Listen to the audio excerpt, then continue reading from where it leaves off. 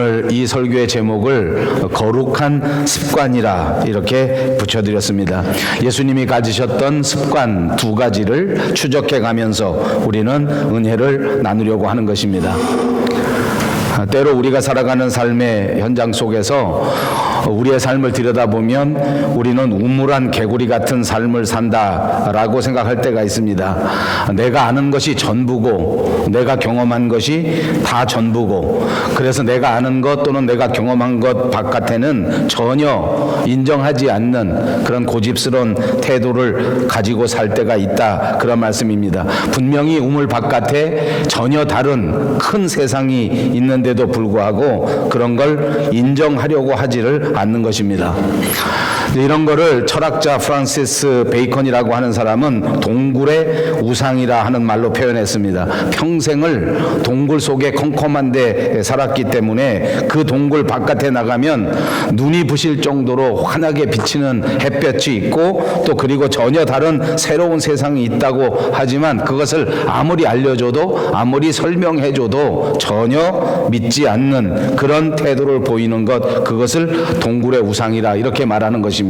이것을 고집이라고도 하고 또 다른 말로는 편견이라고도 말할 수 있습니다. 내가 다른 사람들보다 훨씬 더 잘 알고 내가 경험한 것 이외에는 인정할 수가 없다, 이런 태도입니다. 또 내가 다른 사람들보다 많이 알고 또 내가 다른 사람들보다 훨씬 더 깊은 지식을 가지고 있다고 생각하고, 다른 사람들에 대해서는 알지 못한다, 저 사람들은 똑바로 알지 못하는 것이다 라고 아주 확정되게 생각하는 것입니다. 다른 사람은 낮게 평가하고 자기는 높게 평가하는 것입니다. 다른 사람에 대해서는 비판적으로 평가하고 자기 자신에 대해서는 너그럽게 긍정적으로 평가하는 것입니다. 그래서 우리말 가운데는 재미있는 말이 생겼는데 내로남불이라는 말이 생겼습니다. 내가 하면 로맨스고 남이 하면 불륜이다 라는 말입니다. 어느 누구나, 사람들이라면 누구나 그런 생각들을 다 가지는 것 같습니다. 자신에 대해서 불필요하게 너그럽게 되고 다른 사람에 대해서는 또 불필요하게 엄격한 잣대를 들이대는 그런 모습입니다. 이런 모습에서 자유로울 수 있는 사람도 없을 것입니다. 그 말은 다시 말하면 저나 여러분들이나 누구나 그런 마음이 있을 수 있습니다. 이것은 왜 그런가 하니 죄악된 인간의 본성에 가지고 있는 보편적인 모습입니다. 사람은 누구나 죄인이기에 사람에게는 누구나 이런 편협한 마음, 이런 편견이 있을 수 있다는 것입니다. 그래서 오늘 저는 말씀에 본격적으로 들어가 강의하기 이전에 우리의 인간의 모습을 다시 한번 생각하면서 우리 마음속에 편견이 없어지기를 바라고 동굴 속의 우상 같은 좁은 생각에서 벗어나기를 바라고 우리의 마음이 더 넓어지고 우리의 시야가 훨씬 더 넓어지는 은혜가 저와 여러분에게 꼭 있으시기를 주님의 이름으로 축복합니다. 옆에 있는 분들과 인사합니다. 편견을 버리시기를 바랍니다. 아바지. 예, 오늘 본문으로 들어가겠습니다. 16절에서 18절 우리 한번 같이 한 음성으로 읽겠습니다. 예수께서 그 자라나신 곳 나사렛에 이르사 안식일에 늘 하시던 대로 회당에 들어가사 성경을 읽으려고 서심해 선지자 이사야의 글을 들이거늘 책을 펴서 이렇게 기록된 데를 찾으시니 곧 주의 성령이 내게 임하셨으니 이는 아멘. 예, 예수님은 이제 자기가 자라나셨던 곳 나사렛이라고 하는 지역에 이르시게 되었습니다. 사실 예수님은 태어나시기는 나사렛에서 태어나시지 않았습니다. 우리가 아는 것처럼 베들레헴에서 태어나셨는데 자라나신 곳은 바로 이 나사렛입니다. 나사렛이라고 하는 곳은 갈릴리 지방에 있는 아주 작은 조그마한 도시였는데 옛날이나 지금이나 이 지역에 대한 지역 감정 또는 사람들의 편견들이 얼마나 많은지 이 나사렛이라고 하는 것은 특별히 사람들에게 차별을 많이 받던 지역이 아니었나 싶습니다. 그래서 흔히 우리가 성경 속에서 볼 수 있는 것처럼 나사렛에서 무슨 선한 것이 나겠느냐라고 하는 이야기들을 기억하실 것입니다. 그만큼 이 지역은 아주 형편없는 시골 깡촌이기 때문에 여기서 좋은 사람이 나올 수도 없고 여기서 좋은 것이 전혀 나올 수 없다라는 그런 편견 속에 사로잡힌 지역이다 그 말입니다. 있습니다. 자, 아무튼 이런 조그만한 도시, 편견이 꽉 차 있는 도시, 차별을 많이 받는 도시 나사렛에 예수님이 오신 것입니다. 그리고 안식일을 맞으셨습니다. 그리고 제가 오늘 성경 본문에 볼드로 강조해 말씀드린 것처럼 예수님께서는 자기 고향에 오랜만에 돌아오셨지만 돌아오셔서 안식일을 맞이하실 때에 늘 하시던 대로, 다시 말하면 습관대로, 옛날 성경에는 규례대로 회당에 들어가셔서 성경을 읽으시게 되었고, 그래서 모든 회중들 앞에 서서 성경을 읽으시고 성경을 가르치셨다 하는 본문의 기록인 것입니다. 예수님은 회당에 들어가셔서 선지자 이사야의 글을 받으셨습니다. 다시 말하면 이사야서를 받으셨다는 것입니다. 그리고서는 예수님께서는 이 이사야서에서 61장을 찾으셔서 오늘 읽으셨습니다. 주의 성령이 내게 임하셨으니 이는 가난한 자에게 복음을 전하게 하시려고, 이렇게 말씀을 시작하신 것입니다. 주의 성령이 내게 임하셨으니 이는 가난한 자에게 복음을 전하게 하시려고.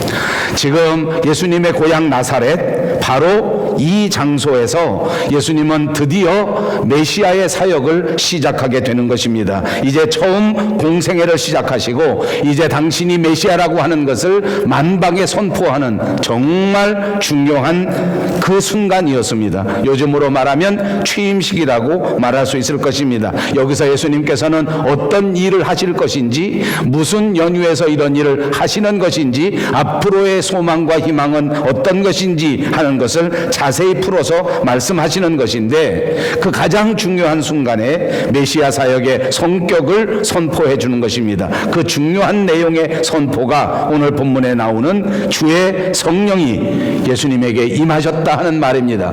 이제 예수님이 하시는 메시아 사역에 있어 가장 중요한 것은 주의 성령이 임하셨다는 것. 다시 말하면 이 메시아의 사역이야말로 성령의 사역이라 하는 것입니다. 예수님이 하시고자 하는 일은 성령께서 하시는 일이다 하는 것을 선언하는 것입니다. 성령이 함께 하시고 성령이 임하심으로 하나님의 복음을 전파하는 일을 이제부터 예수님이 하실 것이요, 이 복음이 전파되는 곳마다 예수님께서 메시아라고 하는 사실이 전파되게 될 것이고, 이것은 예수님께서 목숨을 바쳐 십자가에 달리실 그때까지 꿋꿋하게 감당하실 예수님의 가장 중요한 사명이 된다라는 선언인 줄로 믿습니다. 그렇습니다. 성령의 사역입니다. 성령이 임하심으로 복음이 전파되기 시작하는 것입니다.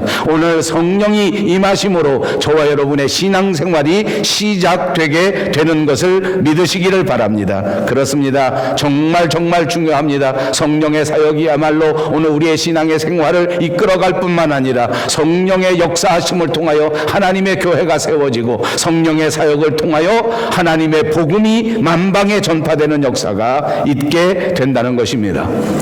자, 오늘 저는 이 강해 시간에 이 대목보다는 볼드로 말씀해드린 예수님께서 이 회당에 들어가셔서 늘 하시던 대로라는 말씀에 집중해 보고자 합니다. 늘 하시던 대로.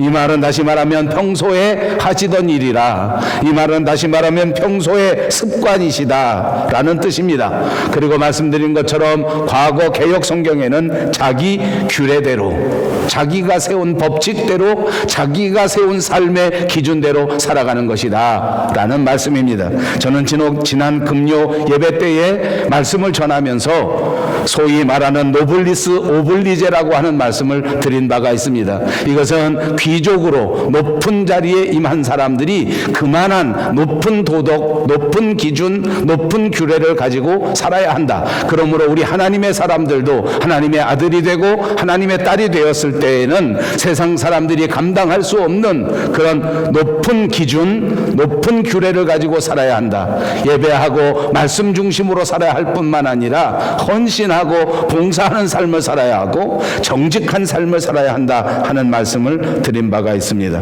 그렇습니다. 예수님께서는 바로 이와 같이 높은 규례를 스스로 정하시고 높은 기준을 스스로 정하시고 이제부터 공생애를 통하여 당신의 규례에 따라서 당신이 정한 정한 기준에 따라서 살았다 그 말입니다. 이 복음을 전파하기 위하여, 온 백성을 구속하기 위하여 그는 세상 사람들이 감당하지 못하는 높은 수준의 도덕을 가지고 있었고, 높은 수준의 윤리를 가지고 있었고, 하나님의 말씀을 중심으로 하는 깊은 신앙의 삶을 살았던 사람입니다.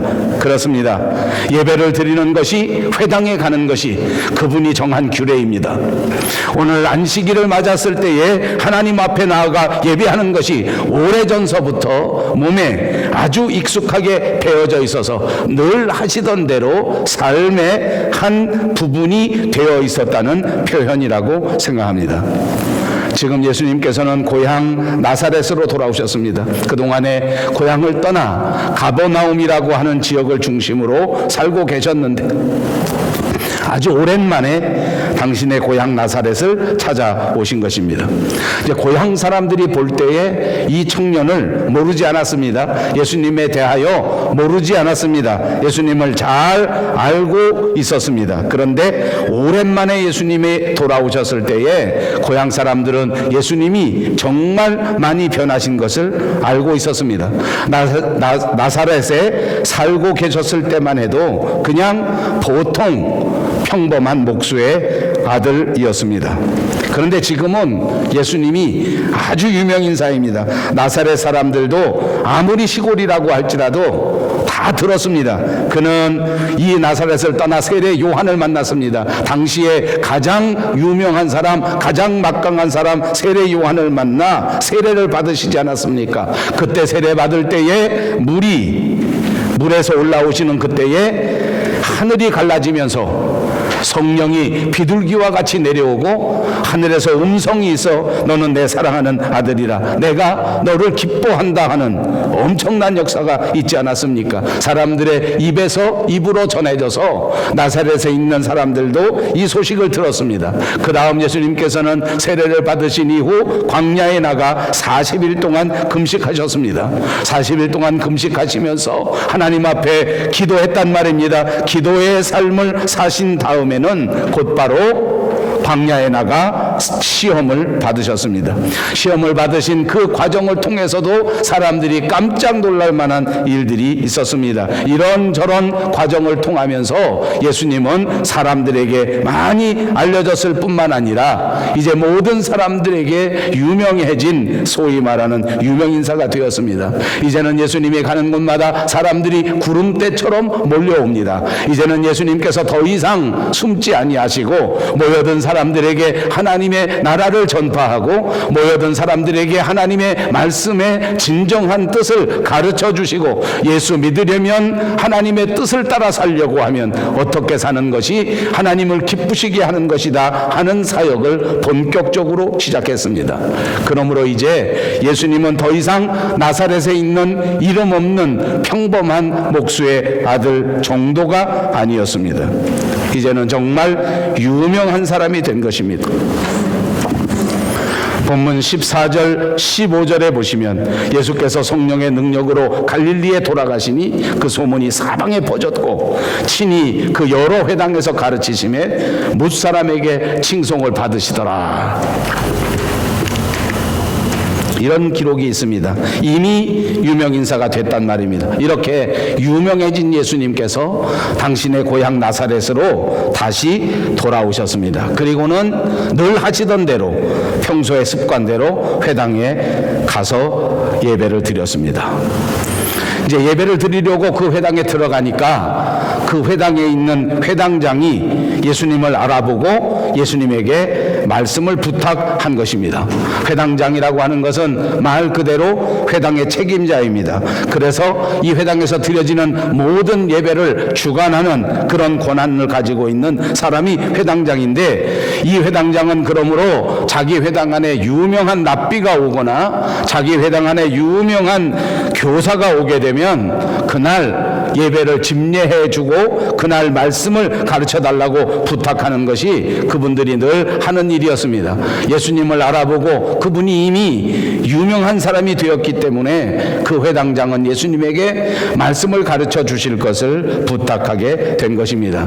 그리고 예수님이 강단에 서셨습니다. 그랬더니 회당장이 이사야서 책을 주시면서 이 가운데에서 우리에게 말씀을 가르쳐 주십시오 라고 부탁을 한 것입니다. 그래서 예수님께서는 그 이사야서를 받아들고 거기서 61장을 찾아서 읽으신 것입니다. 다시 한번 강조합니다. 사랑하는 여러분, 우리도 예수님처럼 주일이면 늘 하던 대로 하나님의 교회 나와 하나님 앞에 예배를 드릴 수 있는 저와 여러분 되시기를 바랍니다. 이것이 특별한 행사가 아니라 당연히 감당하는 지극히 평범한 자연스러운 습관이 되어서 여러분의 거룩한 습관 1호가 되시기를 주님의 이름으로 축복합니다. 습관이 되지 못하면 자꾸만 흔들리게 됩니다. 습관이 되지 못하면 이상하게 자꾸 유혹을 당하게 됩니다. 이상하게 습관이 되지 않은 사람에게는 주일마다 특별한 행사가 막 나타납니다. 주일마다 꼭 빠지지 않아야 될 일들이 생겨집니다. 그러나 여러분, 거룩한 습관이 탁 베껴져 버리면, 습관이 완전하게 되어버리면 이상하게 유혹도 잘 오지 않습니다. 주일날 다른 일도 잘 생기지 않습니다.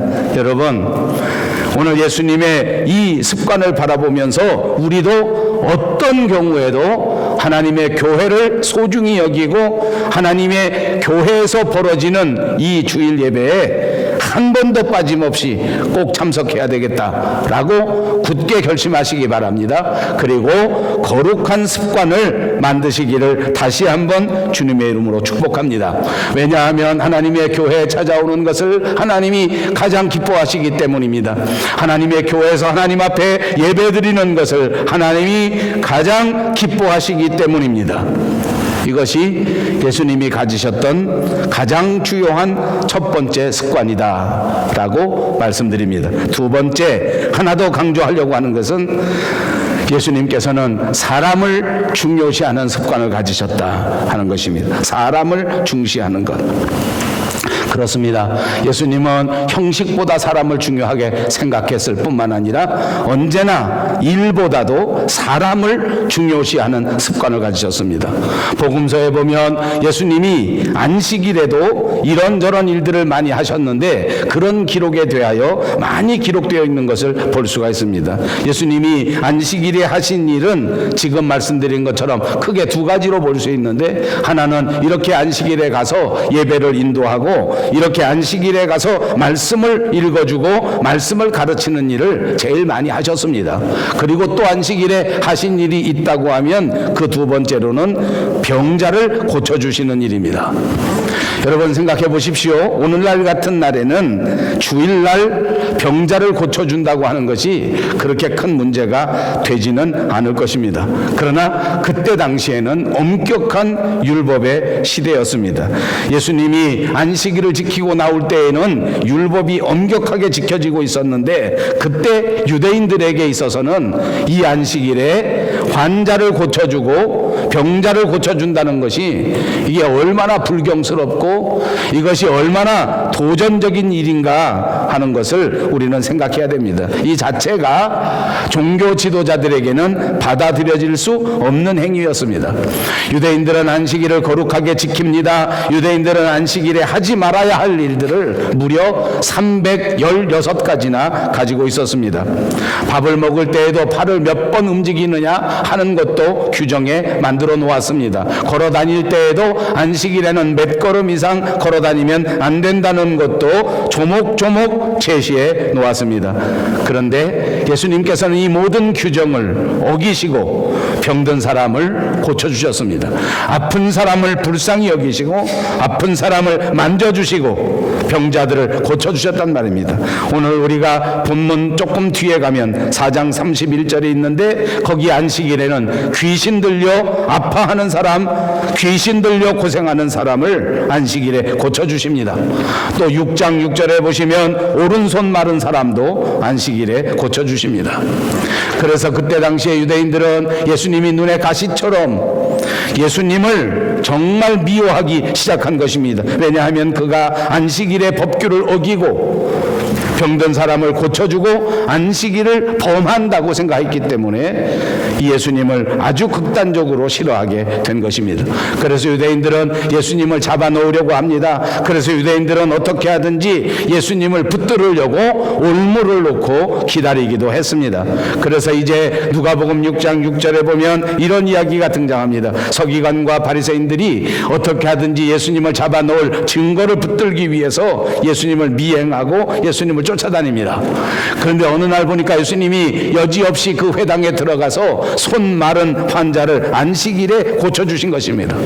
그 순간 그 현장을 바로 붙잡은 것입니다. 그래서 이 서기관들과 종교 지도자들은 예수님을 고소합니다. 이제 안식일 법규를 어겼으므로, 유대인들이 정하는 모든 법규를 어겼으므로 이제 이 예수를 붙들어 잡아 넣어야 된다라고 고발한 것입니다. 그때 예수님께서 대답하신 것이 성경에 나옵니다. 이 안식일에 선을 행하는 것과 악을 행하는 것이 어떤 것이 옳으냐?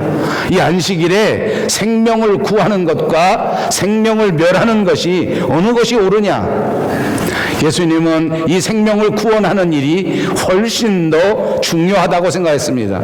예수님은 불쌍한 한 사람을 따뜻한 마음으로 품어주는 것이 가장 중요하다고 보여주신 것입니다. 이것이 예수님의 습관입니다. 사랑하는 여러분, 우리는 예수 믿으면서 때로는 시간이 흘러가고 난 다음에 예수 믿는 본질을 잃어버릴 때가 있습니다. 이상하게 교리에 붙들리고, 이상하게 법규에 붙들리고, 이상하게 관습에 붙들려서 사람을 사랑하는 것을 놓쳐버립니다. 그러나 다시 한번 생각해 보십시오. 우리가 믿는 예수님이 우리에게 바라시는 가장 중요한 것은 바로 믿음과 소망과 사랑이요, 그 중에 제일은 사랑이라 하셨습니다. 그러므로 우리는 반드시 사람을 사랑해야 하고, 우리는 반드시 생명을 사랑해야 하고, 우리는 반드시 하나님의 교회를 사랑하여야 하고, 우리는 반드시 이웃을 사랑해야 하는 사람들인 것을 기억하시기를 바랍니다. 이상하게도 이렇게 사랑해야 하는 것이 우리에게 가장 중요한 것인데, 이것이 습관이 되지 못하고 어느덧 형식적이 되어버리고 더 한 걸음 나아가 사람을 미워하는 엄청난 잘못을 저지르고 있단 말입니다.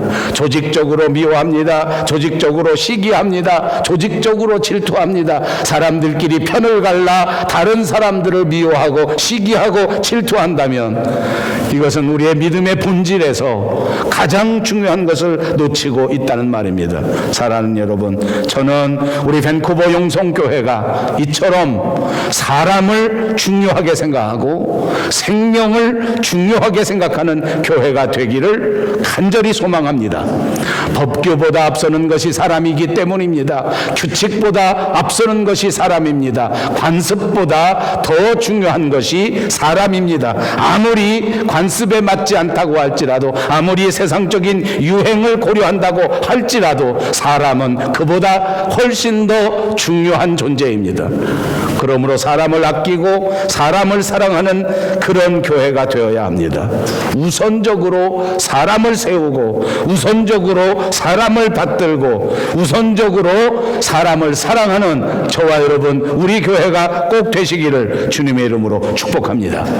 예수님은 이렇게 하셨습니다. 이것 때문에 유대인들에게 미움을 받았습니다. 이렇게 규칙도 던져버리고 관습도 던져버리고 사람들의 모든 눈길도 다 뒤로 하신 채 불쌍한 사람을 돕고 어려운 사람을 돕고 병자들을 돕는 일을 감당하셨단 말입니다. 이것이 우리가 따라가야 할 일이요, 이것이 우리가 감당해야 될 일입니다. 그렇습니다.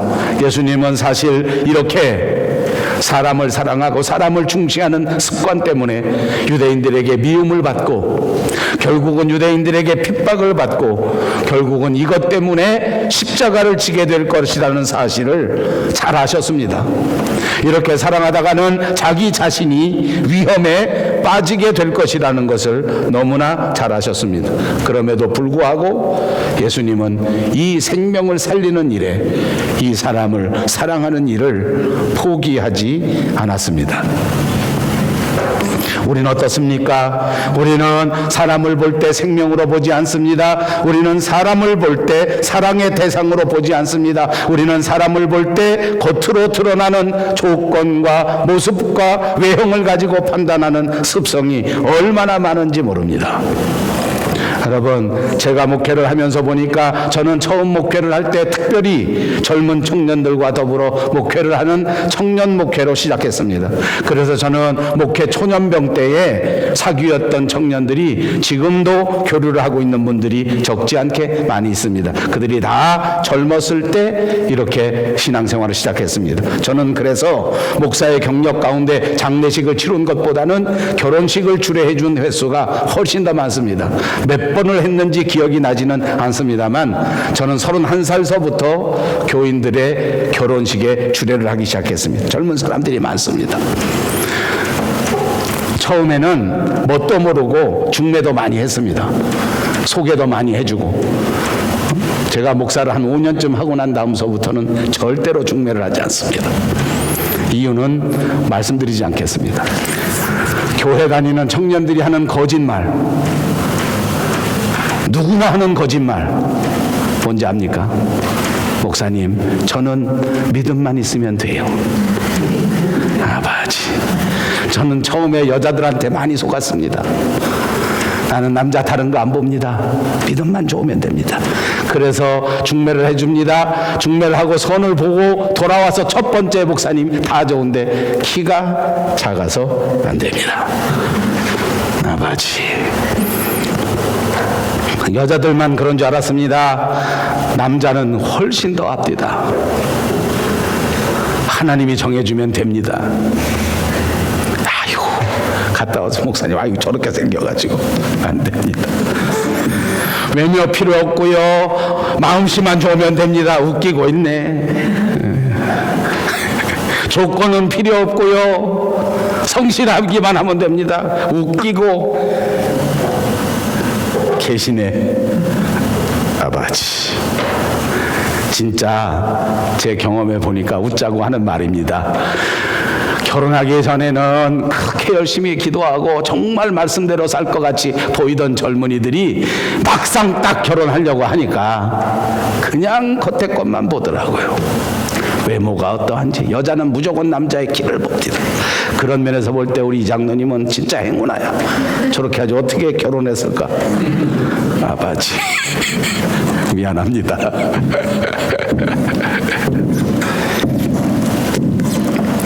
청년들만 그럽니까? 장로님들도 권사님들도 그러시더라고요. 신방 가서 만나면 아이고 저는 믿음으로 살려고 합니다. 그리고 나서 교회 문제가 생기면 어른들은 어떻게 출신을 따지는지 몰라. 서울 사람이라 좋고, 저 사람은 강원도라 안 되고, 저 사람은 경상도라 틀렸고. 너무 심각한 것 같아요. 아버지, 우리도 마찬가지더라고요. 하나님이 불러주신 같은 교회 안에 형제 자매로 만났는데 우리가 서로 출신을 따지고, 우리가 서로 외모를 따지고, 우리가 서로 학력을 따지고, 우리가 서로 배경을 따지면서 서로 손가락질하고 서로 판단한다고 하면 이것이 그리스도인의 모습이겠는가? 저는 노블리스 오블리제를 말했습니다. 그리스도인은 훨씬 더 높은 인격을 가져야 한다고 말했습니다. 이런 정도는 노블리스 오블리제도 아닙니다. 세상 모든 사람들도 지키는 것입니다. 어떻게 같은 교회 안에서 외모를 보고 사람을 판단한단 말입니까? 어떻게 같은 교회에서 사람을 조건으로 판단한단 말입니까? 여러분, 우리는 예수님 따라가는 사람입니다. 예수 닮아가는 사람들 아닙니까? 이제 예수님이 가졌던 거룩한 습관처럼 외모로 사람을 판단하지 말고 조건으로 사람을 판단하지 마시기를 주님의 이름으로 축복합니다. 예수님이 사랑하셨던 그 생명, 예수님이 사랑하셨던 그 사람 자체를 소중하게 여기고 그 사람을 사랑하고 그 사람을 섬기고 그 사람을 나보다 낮게 여기고 그분에게 예수님의 사랑을 전파할 수 있는 저와 여러분이 꼭 되시기를 바랍니다.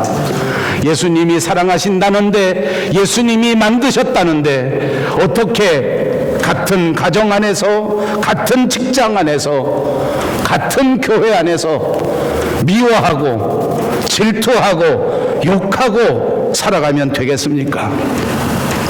여러분, 오늘 이 시간 이 예수님의 거룩한 습관을 바라보시고 우리 다시 습관적으로 사람을 보면 섬기는 습관이 생겨지시기를 축복합니다. 사람을 만나면 사랑하는 것이 늘 하는 대로 습관처럼 따뜻하게 맞아주고 따뜻하게 사랑할 수 있는 저와 여러분이 되시기를 바랍니다. 그래서 2019년은 우리 밴쿠버 용성교회가 그야말로 사랑이 넘치는 교회, 성령이 인도하심으로 모든 사람들이 서로 사랑에 매는 줄로 하나가 되는 교회가 꼭 되시기를 주님의 이름으로 축복합니다.